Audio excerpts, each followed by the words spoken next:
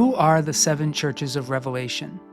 The seven churches of Revelation to whom St. John the Apostle wrote on behalf of Jesus were seven historical Christian communities in what today is the country of Turkey. But that's not the whole of the answer to the question of who they were and why Jesus asked St. John to send them the book of Revelation. For many of the following insights, I'm indebted to Dr. Michael Heiser's book, John's Use of the Old Testament in the Book of Revelation. These churches were also representative of all the Christian church. Permit me to explain. St. John was guided to write to seven churches due to a prophetic oracle preserved in Zechariah chapter 4, verses 1 through 4 and verse 10, which reads as follows. The angel who talked with me came again and wakened me, as one is wakened from sleep. He said to me, "What do you see?" And I said, "I see a lampstand, all of gold, with a bowl on the top of it. There are 7 lamps on it, with 7 lips on each of the lamps that are on the top of it. And by it there are 2 olive trees, one on the right of the bowl, and the other on its left."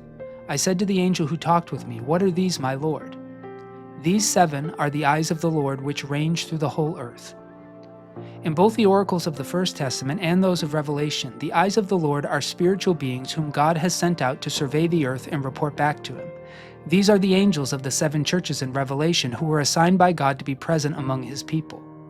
Because in the new covenant of Jesus, the temple of the Holy Spirit in which God dwells exists wherever God's people are gathered in his name, any Christian gathering is every Christian gathering. No Christian should ask, which church is my church, or which of these exhortations and warnings applies to me? What God says to one church, he says to all churches.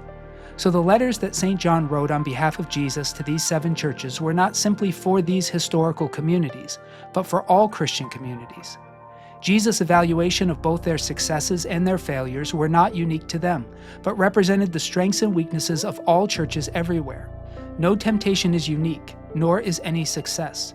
As St. Paul the Apostle has written in 1 Corinthians chapter 10, verses 12 through 13, "So if you think you're standing, watch out that you do not fall.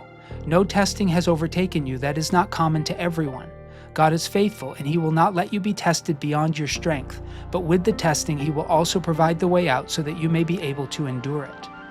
Who are the 7 churches of Revelation?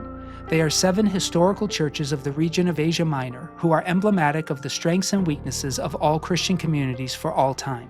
What Jesus said to them, he has said to all of us.